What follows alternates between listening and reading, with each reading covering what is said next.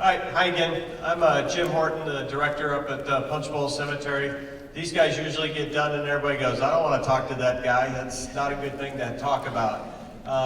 You need to talk to us. You should talk to us. As Andreas said, there's kind of a blurred line between the benefits of burial within the VA, but that doesn't matter. You guys get hold of us, we'll get you to the right place to make sure you understand who to talk to get those benefits.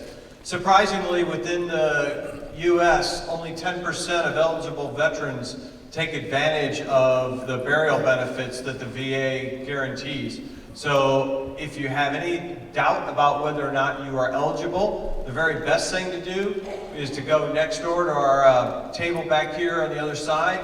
There's a form there, it's called pre-need eligibility. What it'll do is you'll send it in, and in the essence of good federal government, it will literally take about a year right now is the wait time to get the results back. But they will let you know as a veteran, and more importantly for your family, so that they know whether or not you're eligible for interment, not only in a national cemetery like Punchbowl, but in one of the 8 state cemeteries here on the islands that we have. So it goes across the board. It does not guarantee that you can be interred at Punchbowl or one of those cemeteries. It allows you the knowledge you are eligible for a cemetery, if that makes sense.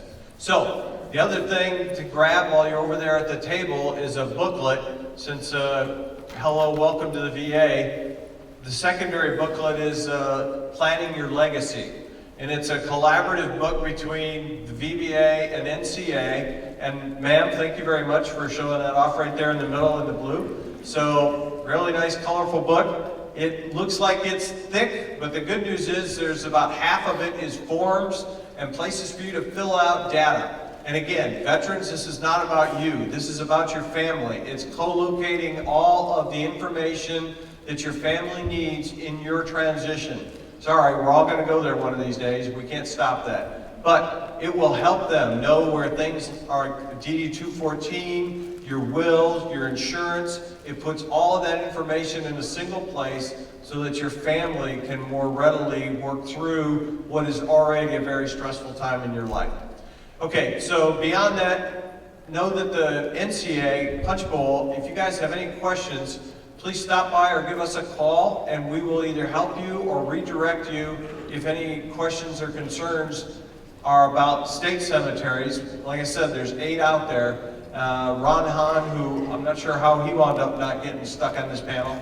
He's the state cemetery or state Veterans Affairs director. He has been doing this a while. He is very, very smart, and he is on top of all 8 of the cemeteries. There are projects ongoing constantly. So understand that he can help with areas even if we can't, especially if it involves Hawaii state issues. And then the last thing to talk about is a lot of good work going on that maybe some of you have seen in the news over time, and it's continuing, and there's a secondary benefit for all of us in this audience as veterans, and that is the disinterment work of the unknowns that are at Punchbowl. Combination of World War II and Korea. The focus right now is on Korea. We started a few years ago with 850 plus. We're down to about 570, and of those, almost 120 have been identified now, which is awesome for those families to have that closure. But the secondary benefit it has for us here in Hawaii is it takes what was or is a closed cemetery at Punchbowl for casket interments and makes it available. So we wind up with those casket sites back, and those casket sites now become available for local veterans to use. So all I would ask is, if at that time of need, call and ask if that's what your interest is. Understand also that the state cemetery over in Kaneohe has got room for decades, literally, so there's no issue over there.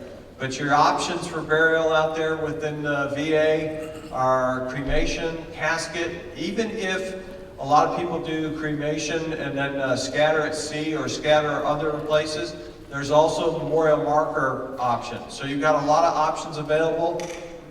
More than 10% of us should be taking advantage of that, as opposed to paying the very, very high price for commercial interment. So Again, let us know if you got any questions at the end or otherwise, and that's it. Thanks.